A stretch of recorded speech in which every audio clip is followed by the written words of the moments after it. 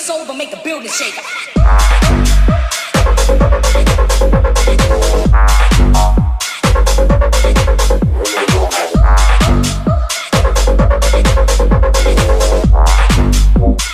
Rock your soul, but make the building shake.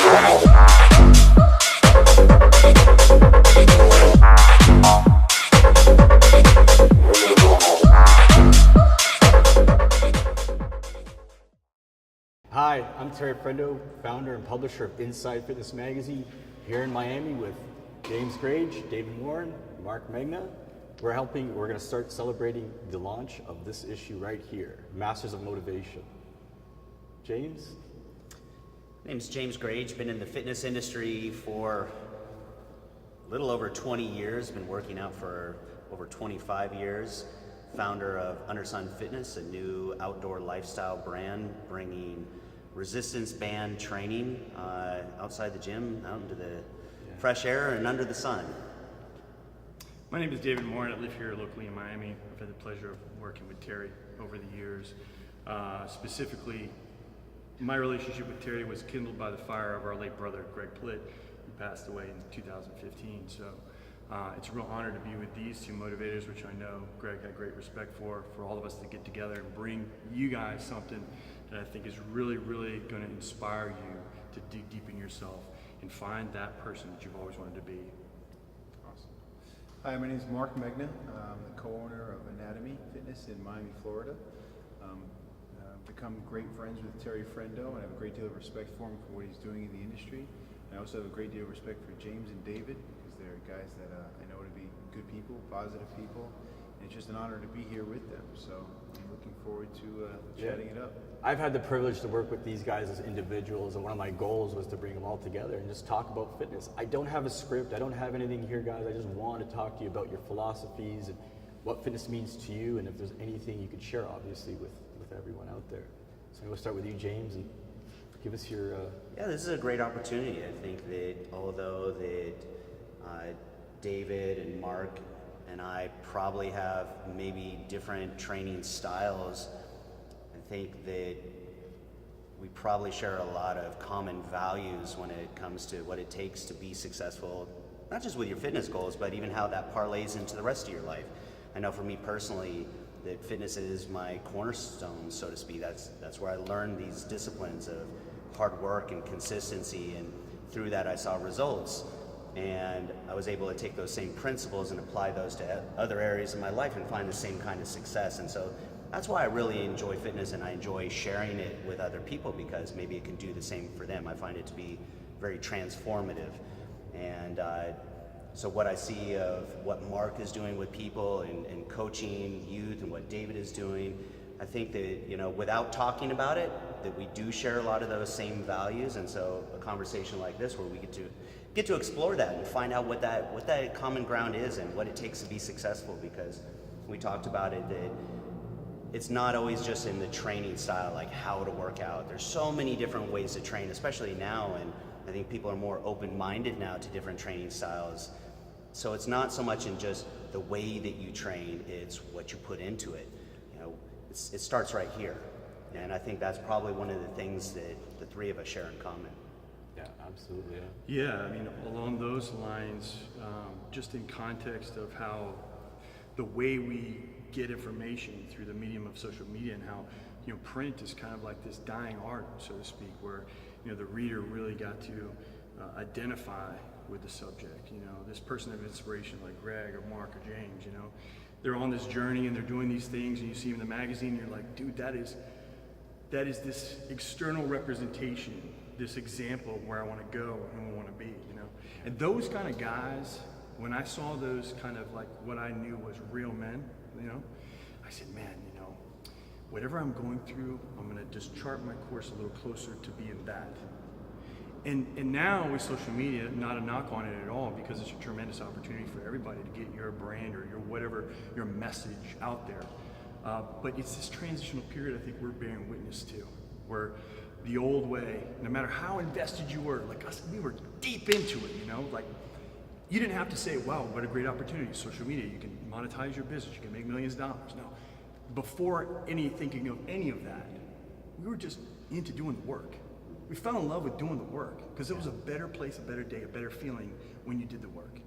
And now for me personally, my mission in life is to just take what I've learned up to that point and cram it into the new data stream, the new medium, where people can access that authentic journey that is going to be more and more needed in that space, so people can go, oh, okay, I do have a heartbeat, I am alive, I do remember what it was like when men were men. You know, we look back at our ancestors that fought wars so we could be here, you know, and it's like this constant reminder of just don't abandon this. This is the temple of your happiness. Take back the reward center of your brain. Feel good about living a real life. Then if you want to, throw all the content out there you want. Yeah. But be mindful that it has to be rooted in the core value of digging deep into the ground, or else there's no fruit coming from that tree. So. Yeah, I think, you know, as James said, and I touched on what David said in 1 second, but it does start from a place of wellness. Like fitness in itself, to me, it's moving, it's running, it's lifting weights, it's, you know, body movement, for me, rowing. But, you know, it's interesting, like, it all starts in the mind. Like, quite simply, like, I try to push myself to do the things that I don't like, not because every person should commit an hour a day to torture themselves. That has nothing to do with it. It's just that I have to figure out why I don't like that. Like, why don't I like that? And if I can come to terms with helping myself think through that, work through that, progress, and be better at it, it helps me tremendously. And I don't care, like, I've touched in both worlds. I've trained athletes for many years, strength and conditioning, been in fitness industry, and I've met amazing people and coaches in both. I don't care if you're just working out, which people have a knock on, or the trainers and strength coaches program and do training. It doesn't matter. Whatever you're doing, do it, and just allow yourself to not be good at it. But you should be doing it because the foundation of training in itself, for me, it built my confidence. It helped me just feel better about the person I was. It helped me get closer to like-minded people. And, you know, it's fitness. You're holding Inside Fitness magazine. They're fitness icons, James and David, but it's more of like going through this process and this work that you can apply to anything. You know, if you can get through 10 sets of 10 heavy squats and push through it, you might not want to, but you could do anything. You can apply that to anything. What advice do you have for someone who's starting off? Someone who's just sitting at home, they haven't worked out, you know, and they see you guys are obviously in great shape, and they see how successful you guys have been on magazine covers, but what would be the first thing to tell someone who is thinking about maybe getting into the gym or changing their life? Really, it's not maybe about being better looking. I'd say surround yourself with the right people. And the right people isn't the person who can write the best program or the person with the best body, the person with the six-pack. A positive environment. And allow yourself some mistakes. Allow yourself to not be good at it. Allow yourself to suck and just commit to showing up each and every day. But put yourself in the right environment around the right people. Yeah, I think you definitely have to find a good support network, because that's one of the challenges that I see for a lot of people that take on a new fitness goal is when they don't have that. They don't have the people around them that are encouraging them. They're doing the opposite, and they don't mean to, but, you know, if you're in a group of friends and you guys hang out all the time and you go have pizza and beer, the last thing they want you to do is disappear. They like you part of the group, so of course they're gonna say, hey, come have a beer, come have some pizza, and that's tough. So you do have to find those people around you that support your goals and say, hey, you're doing a great job. You know, you may not see the results of it yet, but keep going. You're on the right path.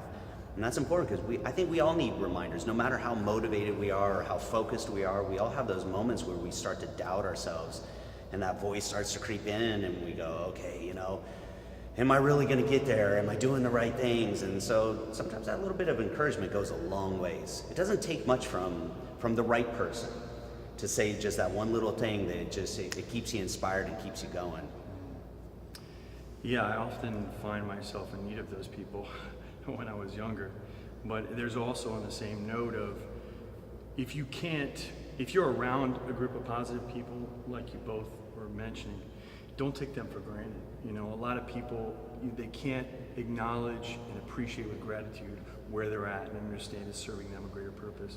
If you're alone, then walk alone, feel alone, be alone. There's something that you're going to glean from that. You're going to be able to light up a room if you're able to kind of light up the darkest parts of yourself, I think. And, you know, I think none of us are really like, you know, you get DMs and super trainer and awesome physique and all these things, you know, and people, you know, they put you on this, and we're just trying to be humans. As for me, I'm just trying to be a good human being. It's not that there's any inherent traits or genetic gifts or whatever it is. It's just there are things that I call them the dogs, you know, like the world has sick the dogs on me, and it's battling each dog every day to get them out of your way so you can just be who you are. It's an inherent thing. Being a human being, being good at movement, being a good person, wanting to use, you know, the empathetic neurons that, you know, neurologists have concluded we actually are programmed to care for one another as a tribe and take care of it and hold each other's burdens and be that person who's willing to help instead of closed off in your zone on your phone, and now you're completely incapacitated. Your energy is completely compartmentalized in that device, and it becomes a vice. It's not a device anymore unless you're shoving yourself through there in a positive way to reach people, bring people together, and in turn create that community that Marc has done here in this space, in a physical, tangible space, where you go, you look on your GPS through your phone and you arrive here, and then it's like, oh, this is an experience. This isn't a gym. It's a great place. So, You know, I don't know if you guys know this, but you know, Marc, I'd worked with him years before, and he'd shot for the cover a couple times, and it never worked. You know what I mean? It was one of those things, it was not the best start to a relationship to. And I remember the third time I called him up, I said, Marc, I want to come down there and shoot you for a cover. And he's like, hey man, like, are we really gonna make this happen? And I was just like, trust me, you know, it's my intention, I want to make sure we get this going on. You know, we had some problems in the past, but when I showed up, you know, he looked great, and it was a bit of a challenge because he's running the business. The place was busy, and the one thing that I really admired was that he didn't give up. You know what I mean? Most people, after one cover try, it doesn't work. They're like, screw this, I'm not going to do this. 2 cover tries didn't work. Third time, you could have just told me to get lost, but he gave me the chance, and it worked out. You know, it was one of those things. It was an absolute honor, and I don't, you know, I have so much respect for these guys. They take, you know, I've seen you in a lot of pictures, and you always look amazing. And I'm like, man, I really want to try to make this work because I don't do it a lot, and I want to have some success, and I do want to be on cover because I want kids to look at me and say, you know, I want to be like that guy, because I think no matter what we may think or feel, no matter what you say, you're a role model. You are. You know, you deal with them, and you are. And it matters what you say. That's why you have to be mindful of the things you say. It matters how you act. And I used to play sports for a living, and I met guys who were amazing, and I met guys who I just don't think are good people. And I'm far from perfect, but I'm trying to set a good example for younger kids, because when I was a kid and I was being bullied and harassed for the way I looked up to these guys. And whenever I got the ear of someone who I thought was a celebrity in my neighborhood, or someone who was notable in a magazine and I could talk to them, they treated me well. They were nice to me. And that, to me, that was everything in the world. Greg Plitt, he said maybe 2 sentences to me one time, and I thought the world of him. And I know Greg's a very unique person, is dynamic, has many like pros to him, but he said 2 sentences to me and it inspired me. And that was when I was in the business. I was a 30-year-old man. So he said, you know, some really complimentary things, and I was like, how did this guy even know who I am? But he was classy about it, he was respectful about it, and he was a gentleman, and I'm like, I want to be like that. And it inspired me. And I even talked about fitness, being a person, being a human being. I remember hanging out with Greg at the Arnold one year, and he was at his booth, the Metrics booth, and he was all day talking to people, like all day. He was talking, taking pictures and all that. And then we ended up at the bar, of course, and had a couple of drinks, and we're at the Arnold, and people kept coming up and talking to him. I was getting annoyed for him, you know, and to be honest with you, I was getting annoyed. But he did not flinch. He spent more time talking to these people, and you know, because he really did want to help people. It was the one thing that I saw. It wasn't fake. It wasn't bullshit. And that's the one thing I could say. I know you know, people watch you guys on social media and they may think all things are perfect, and you know, Marc's being too positive. Is it bullshit? Is it real? You know, it's the thing that, you know, people don't really see that on social media, but that's the one thing that I've seen. I've had, like I said, the privilege of working with you guys, you know, and that's the one thing. It motivates me. You know, I wanted to get that in the magazine. Yeah. Well, you know, David said something that that stuck out to me. He's like, hey, I'm just trying to I'm trying to do the best to be the best person I can. And so, like, I feel super honored to be on that cover, especially with a guy like Marc and Grage. Grage with so many accomplishments and being a true motivator. I've never seen myself as a motivator. I see myself as a guy who's just trying to do the best that I can. And, being a motivator, yeah, I think that that it's not what you say, it's what you do. Same thing being a parent. I know that I could give my kids all the best advice in the world, but if I don't live it, then it doesn't count, it doesn't mean anything. They're more watching what I'm doing. And so I feel like if I am a motivator, it's only because I'm trying to be that best person that I can be. And always, as I face different situations, different adversities, I know that's the test. It's like, okay, how am I going to handle this? Because I can't control all the things that are out there in the world, but I can control my attitude about it. I'm going through that car accident. I remember there was a point where after being in the hospital, the ER for whatever it was, like a month and a half, they wanted to send me to a convalescent hospital because I couldn't take care of myself. And I refused to go. And the doctor said, I just don't understand why you don't want to go. And I said, look, I don't have anything going for me right now. How old were you when that happened? It's like 25. 25, so you're And I felt it was, my life felt like a complete disaster. I was broke. I had medical bills piling up. The car that I was driving, I was so broke, my insurance got canceled. So I didn't, I knew that I didn't have a car. I just felt like the one thing that I had going for me, which was being in shape, was gone now. And so I told the doctor, I said, the only thing that I've got going for me right now is my attitude. And going to a convalescent hospital is, probably not going to help my, my enthusiasm for my recovery. But, that's the big thing that I tell people. It's about your attitude. The whole world could be stacked up against you. It just comes down to what's your attitude. How are you going to approach it? And for me, it was like, all right, pull myself up by my bootstraps and I'm going to attack this thing. And that's all I could do. And that's literally, I wasn't trying to be inspirational. I was just trying to get my life back in order. That there's a quote people use when they see public figures that have achieved mass amounts of success and wealth in their life. And you see their fall from grace. And you say, wow, your blessing is your curse. People say that. And what people don't realize is, there's a lot of responsibility to have those blessings and to allocate that energy to different people who appreciate you and where you've come from to get this. But the other side is if you're sitting there feeling sorry for yourself, like you talked about that hospital visit and just laying there going, there's nothing left for me. People can flip that script and you can say, you know what? My curses can be my blessings. And they are.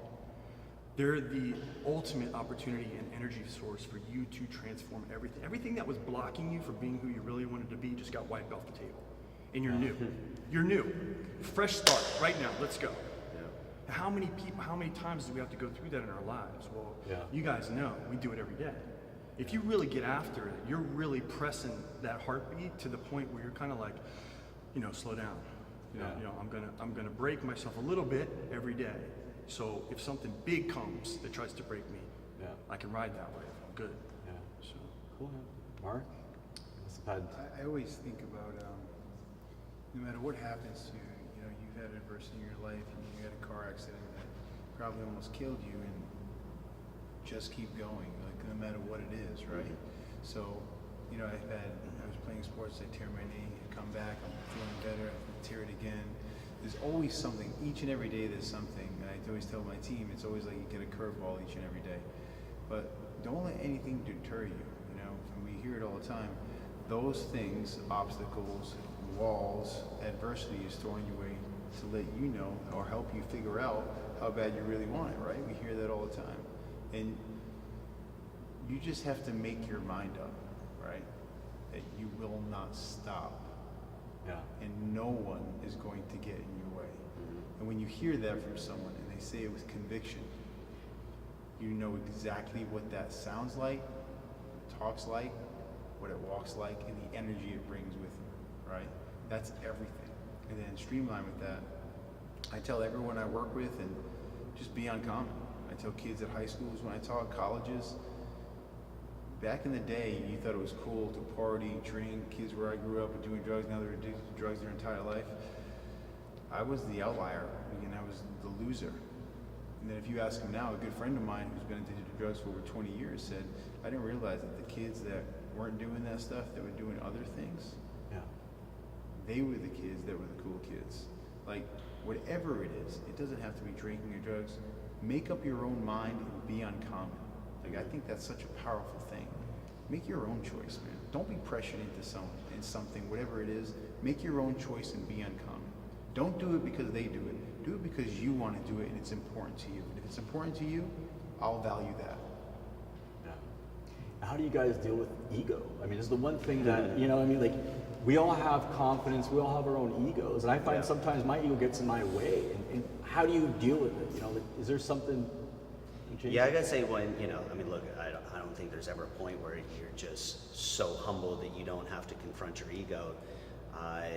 But I do feel that I've reached certain points or pivotal points in my life where I got a significantly better handle on my ego, where you can look at yourself, your decisions, your thought processes more honestly. Yeah. Right? More objectively. To step out of yourself and to step back and to really look at it and say, okay, you know, what does this really look like? Strip all my feelings out of it, or, you know, before this interview, Mark was talking about our past, all the things that have happened to us and how that prejudices our decisions. So to be able to strip all that out of there and to be able to honestly look at something and to have that kind of self-awareness, it allows you to make better kind of decisions. And it's a tough thing to do. I mean, probably is the toughest thing in our journey through life, is to come to terms with that. But you know, it's also one of the most satisfying things. And when you encounter other people who have reached that same point, and you can have such honest, real conversations, and there's no ego and there's no bravado and there's not all this showmanship that's mostly driven out of insecurity, to encounter people that are really humble and they're cool with who they are. Like, for me, that's the biggest thing. It's self-acceptance. To be really just cool with who you are as a person, that you don't need to be anything else to anybody else. And I say that in fitness. Look, we live in a world that's very superficial, and it's so driven by social media and what things appear to look like to other people. There's a lot of egos involved right now in fitness and life. I mean, everything's out there. Everything's out there, and look, and the whole world is in front of you. It used to be, you know, the saying, keeping up with the Joneses, which was just within your little small social circle in your neighborhood. What kind of house do they have? What kind of car they have? Now it's on a global scale. But if you think about it, I don't know how many people are in the world, you know, billions of people. Yeah.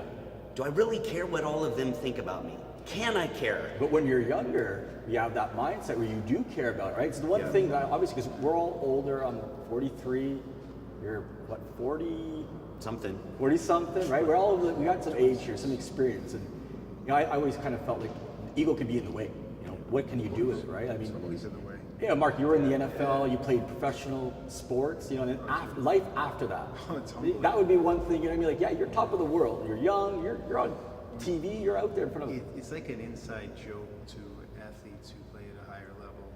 You go from first to worst overnight. Yeah. And then the people that you used to call, or rather call you, they don't call. And it happens immediately. like right away. Right away. Must be shocking. Well, it's like you know, I tell this story a lot. So in sports, you train for the sport, you have practice, you have film, and then you basically do restoration the rest of the day to recover. Well, when I stopped playing sports, I basically did that every day for 8 hours. I would run, I would lift, I would swim, I would kickboxing, whatever it is, and I would keep myself busy for 8 hours, and I didn't realize I was in a deep depression. So I'm like, no, I'm good. Well, it's not good to work out for 8 hours. But I did that because I thought, well, hey, I'm an athlete, right? This is what I do. But taking a step, you know, it was torture going through, but I knew that, think about it, because I only played a few years, that I had an opportunity to recreate myself. And I went from playing in front of 80,000 people to cleaning a gym floor, wearing a t-shirt that says I'm a beginner trainer basically, and just hoping I can get clients and get a life started again. And that was one of the most humble things. But being good at one thing, I firmly believe, doesn't mean you're better at another, but it means that you do have the ability inside you to be better at another thing. So all I did was just apply that and say, you want me to clean the floor? I'm going to clean the floor. I get down on my hands and knees, I clean the floor. I told them they need buffer for the floor because the floor looks like crap and I'm going to make it shine. I said, I don't care what you throw at me. I will not quit. Just keep going. I will not stop. And I'm going to see what happens. You know, both David and Mark said something that I could relate to. I mean, to the point where it actually kind of gave me a little bit of chills, which is we've all reached this point where this identity that we had of ourselves was almost wiped clean. Yeah. And so you have a decision at that point. You can mourn the loss of this life and be hung up on that, and you know, and some people do, and it's like a ball and chain. They're anchored to the past, and if you're anchored to the past, you can never move forward in your life. How does someone let go of that? Well, and that's the thing. You know, the one thing that what they said reminded me of the thought process that I went through, which was, okay, it's gone, but what's the upside of that? Well, the upside is it's a clean slate. Like, I thought I was going in this direction, and now I'm not anymore. But now I have the opportunity to go that way or that way, and I actually found myself in this position where I got to evaluate and say, where do I want to go now? Yeah. Because we have a tendency to get so committed to a path. I see people do it in relationships where they're in a relationship so long and it's not a healthy relationship, and you say, well, why are you still in it? They're like, well, I just feel committed to it. I've invested 5 years into this relationship. You know, they do the same thing in business or different things, and so sometimes we get glued to this path for the wrong reasons. And so I felt like it was a blessing. I felt like it was a clean slate for me, and I could do whatever I wanted to do at that point. But it was up to me to build it. Yeah.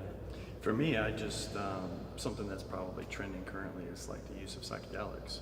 So we live in an extremely artificially stimulating environment where our nervous system's constantly working on overdrive, and cortisol's up, testosterone's down, and all these environmental factors are really just shutting down the gifts that are inherent in all human beings. And I'm just like, well, how do you reprogram your brain? How do you increase that, what they call neuroplasticity, where people that have had strokes and, you know, one side of their body doesn't work and they're able to come back through this, the plasticity of the brain. You can rewire your freaking brain. That's what everyone needs to understand. You can take control of the controls and do it and tell it what it needs to do. And there's no end to it. And so, you know, I've done several psychedelic journeys, and one of the journeys I actually did with Greg. So 30 days before Greg passed away, I had done ayahuasca myself. Ayahuasca, if you don't know, is an orally active DMT, which is, DMT is dimethyltryptamine. It's a visionary hormone that your body secretes from your pineal gland, and it gives you dreams, or it gives you near-death experiences when you experience high stress and trauma. So these native people have created a way to serve that up in a cup, partake of it, and see what happens. And I think that if you're the kind of guys like we are, where we want to get after it, and you're gonna go to the very limits of, because you have to define those limits first. You're gonna go for it, and some people, man, they go too hard and they don't make it. And I think the psychedelic journey really allows you to experience some of the chemistry of a near-death experience, to where you're actually, you know, like, people do MDMA, they do party drugs, that's just down-regulating serotonin. That's just taking all the happiness that you could have for the whole month and dumping it out in one night. Yeah. Whereas, you know, ayahuasca or DMT and psychedelics, they upregulate serotonin. So you may have some very, very tough visions, some very hidden truths that you need to face in the dark spaces of your mind and your life. Yeah. And it's gonna bring those things up unapologetically and, you know, objectively. And when you look at your life and you see that, you don't have to experience I was in a coma for 5 days from a pulmonary embolism. Yeah, I have a heart condition, a tumor inside my heart. I was unaware of it, was undiagnosed. You know, so. You were close. You were at that point. I was on the other side and saw my disembodied consciousness. I saw my body on the table and I jumped back in my body, yet it was, what seemed like 5 minutes was actually 5 days. So when I came back and I extubated myself, because they intubated me and they controlled my respiration, when I got the spirit to get back in my body, I yanked the thing out. Unbeknownst to me, I had this is autonomic. This is hindbrain stuff, man. Yeah. This is the real thing that's going on back here. This thing wants to live and survive and prosper and choose a different path. So that thing opened up, and, you know, product plug. I mean, this is my product. It's a respiratory enhancement product, and all it is essential oils. It reminds me. It's my therapy. It's something that I created as my mnemonic device or whatever to look. You're nothing without this. That's all you got. How many you got? Do you want to make the most of those breaths? Well, that's what I want to remind myself with something like this every day. And you know, it's the philosophy of just knowing that your energy and continuity at all times. How can you affect that energy in such a good way to where you can enhance people around you? Breathe with me. Let's go. You know, and it's the subtle art of living. I think that's what inspires you. You can't inspire anybody if you can't draw your own breath. And if you can't draw your own breath with a purpose, how are you going to raise a fire to ignite anybody else? So for me, it's just, look, man, I could check out anytime, for real.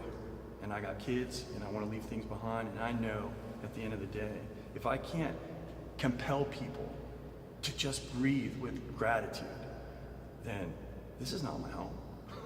I'll try my chances in the next yard, so that's just me. Pretty heavy stuff, sorry. You went pretty heavy I there. took you with me for a second.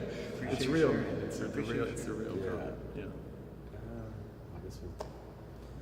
Yeah, no, I mean, look, going back to what Marc was talking about, having the right people around you, I think it's an important part of it too, because sometimes it's hard to look at a situation for what it really is, because I have a limited perspective. Like, if we were sitting in a circle here and there was an object in the middle, I only see it from one side. Yeah. Right?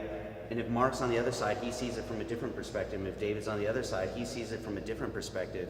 So for me to get a real picture of it, sometimes you need other people in different perspectives. How do you deal with the negativity? I mean, here's the thing, right? Well, Our you friends gotta filter it. You gotta filter it. So if I were to ask them what they see, I'm not saying, what do you think of it? Yeah. I'm not saying, what do you think of it? What's your opinion of it? I'm just saying, what do you see? And you've got to be able to filter out all their opinions about what they're seeing, because sometimes their opinions are, they're tainted by their own personal experiences, like sometimes their own fears. If you're trying to accomplish something that they themselves would be afraid to do, well, of course, their opinion or their advice is going to be, based on that. So I have to take that and say, okay, let me filter out their opinion or whatever it is that they think about it, and just look at what they see, because it's the thing that I love about the modern day world of data. Like, you look at e-commerce, right? Yeah. What drives e-commerce is data, and you make better decisions based on better data. And so it's the same thing, like for us to make better decisions, because that's all our life is a byproduct of all the decisions that we make on a daily basis. Some of them we make consciously, some of them are like automatic, we don't even think about them. But in order for us to lead a better life, we have to make better decisions. So better data, better decisions. So if you surround yourself with a really good core group of people that care about you, and they've got your best interests in mind, and to just be able to say, hey, okay, dude, I need you to hold up the mirror. Because that's what we need. People would be real with you, right? Be real, right? And that's my definition of a real friend. Like, who's going to be honest with you? Who's going to tell you the stuff that you don't want to hear? Right. Yeah. So you don't have many friends, is what you're saying. I don't. I take Terry and I talked about it. I take the word friend super serious. I've got 5 people that I use that word friend with, but I've known them anywhere from 10 years to 35 years. And that's 10 years is a new friend. But it takes time to go through enough stuff with someone to be able to know if they're a real friend, if they're the person who, like Marc was talking about, when all of a sudden everything, the legs under your table fall out, who's still there? Yeah. And that's when you know who your real friends are. So, yeah, and those are the people that you go to. And, again, you got to be able to filter out some of the opinions. But, if someone holds up the mirror, if someone had a video camera on you all the time, like, I always wonder about these people that do the reality TV shows. Yeah. If they ever go back and watch themselves and watch their behavior, because I know for me, if I saw myself behaving that way, it would definitely change me. Like, absolutely. Absolutely. I'm like, that's what I look like? What an asshole. Yeah. They have these archetypal structures like this, like who plays the heel, who plays the inspirational piece, and we're all of those things. But the problem is people identify with one particular person and they'll condemn some other person. It's like, wait, you are all these people. So don't stratify your identification and then isolate yourself based on these character traits when you can choose whatever you want to be. There's going to be a role for everything. Sometimes you're going to be the bad guy. You know, as a dad, you walk in and you got to deliver hard news, man. Tough love, dude. Yeah. This sucks. I hate to do it, but you know what? This voice that you're hearing, you're not liking. You're going to use that in 20 years. It's going to get you through some shit. Yeah. So take it. Take it, it sucks, you're gonna, whatever, cry, you're gonna deal with it. And it becomes the greatest attribute that you have when you start trying to do something that requires that hard line. You know, you're gonna double down on that and you're gonna get through it. So, I know you were saying earlier that you have a client and stuff, and you're a big demanding professional athlete. It's like, to me, that's like, that would put my ego in check every day. Yeah, like, I think it's important, you know, we've heard all these cliche quotes, but, you know, there's a great book I have to reference, Ego is the Enemy of Ryan Holiday, but I talk about Rockefeller in that book. Yeah. And, you know, he's pretty much the only person in world history that at 6 or 8 years old said he was going to be the richest man in the world and actually went out and did it. Yeah. Right? Yeah. But he used to do this drill at night where he would sit in his den, in his office, in his house. Yeah. And he'd play devil's advocate. And one voice would say, you know, you've done everything in the world, you help people, you're good, you don't have to do anything else. You don't have to, you know, go out of your way to help people anymore, you're good. And the other voice would say, with great power comes great responsibility, right? That famous quote from the movie. You have to do more than anyone because you have more than anyone, and that will never, ever stop. Most people don't do that. Most people walk around and say, you know what, I'm good, I have it figured out, I don't need to listen to you. You don't know what you're talking about, I'm good. Why would you be a person to ignore anything that someone else is willing to share? There could be one word or sentence that can change your whole path of life. But if you're the type of person that's completely closed off and think you got it under control, that should be a sign and a half. I run from people who think they know it all. Right. I don't have all the answers. In fact, I have very few answers. I'm telling you, I'm learning as much as possible, and I listen to people. I just, you know, they asked me what's the best attribute. I said, I just want to become a better listener, because I'm not a good listener. But I learned so much. I learned more from my team than they're teaching me more than I'm teaching them. But it's a work in progress. I don't think there are a lot of people who feel that they can learn from other like-minded people. You know, and there's a lot of people out there you can learn from, and social media is great for that. But I often caution people, the majority of the work came before social media existed. You're seeing a snippet, you're seeing a representation, a representative of that person, not that person, for good or bad. You know, you're seeing a very small fraction of their life and their history, right? The things you don't see, I would ask those questions. What do you do when we're not around? Yeah. That's awesome. Yeah. Guys, I want to thank you. This is a great opportunity for us. Thank you. For doing Appreciate You it. guys. Appreciate bringing us together. Thank you very much. Thank you very much. Thank you very much. I appreciate it. Thank you. Really, thank you. All right. Man. Yes. Appreciate it, man. Thanks. It's an honor.